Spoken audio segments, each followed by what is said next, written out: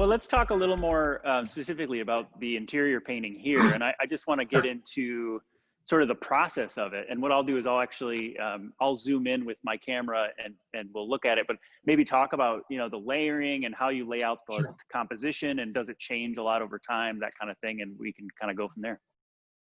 Great.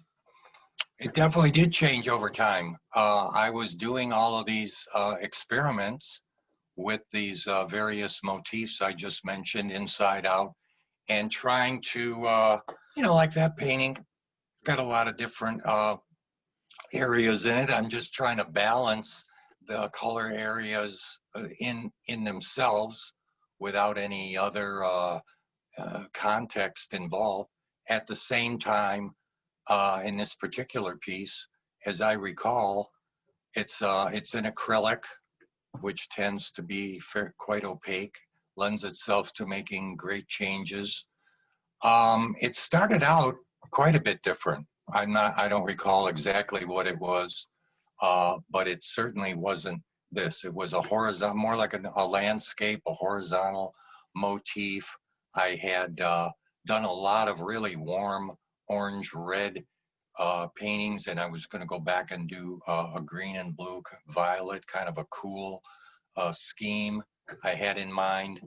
And I worked and worked and worked on it, and it just never, it eventually evolved into what was really my inner my inner motif at the time, which became this passage idea of something on the left, something on the right, an open sort of a doorway passage in the middle.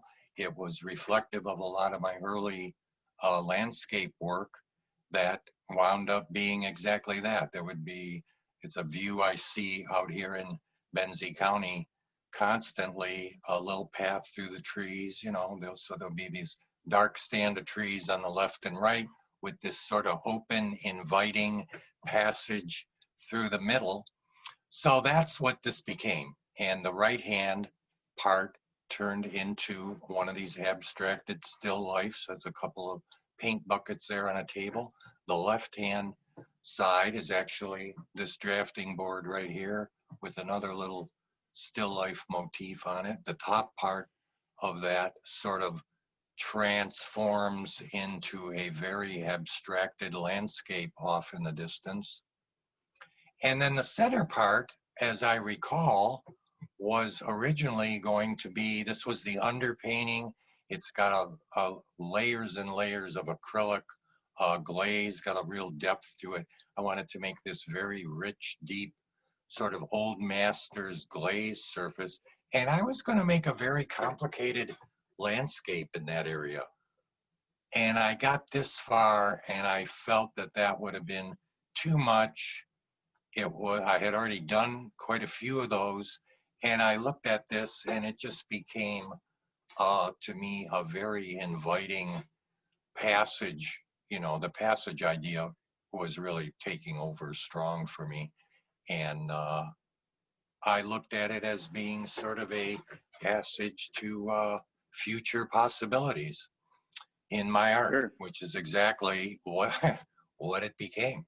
I wanted you to talk a little bit about, on your website, you mentioned how music and reading really influenced your work, especially as it became, I think, more abstracted. And just maybe if you can talk a little bit about that, certain books or certain pieces of music that you really, tie to in terms of your artwork. And I'll move along the way while you're talking. Okay, great. I was always an avid reader, and I was encouraged by my mother and the great Detroit school system, and all through college, CCS had an incredible library. And once I left school full time, I thought it would be a good idea if I, self-educated myself and read as much as I could about art history, art theory, perception, psychology, and, all things related. So I've done that, and I still do. So, also music, my mom was a pretty creative person, a seamstress, and cooking and all those kind of home arts. My dad was quite a bit more outgoing, was a tremendous swing fan, had an incredible 600 swing albums when I grew up, and was a great swing dancer. And so when I grew up in Detroit, that's all I heard was big band music. That's pretty much all my neighbors heard too. Um, and I fell in love with music from that, I'm sure. I was pretty young at the time, particularly Gene Krupa, the drummer, really caught my ear. So I became a drummer when I was 13, and I still am. I played music in Detroit to some degree. Eventually, as my art became more important to me, I left performing. I thought I'm gonna focus on my painting.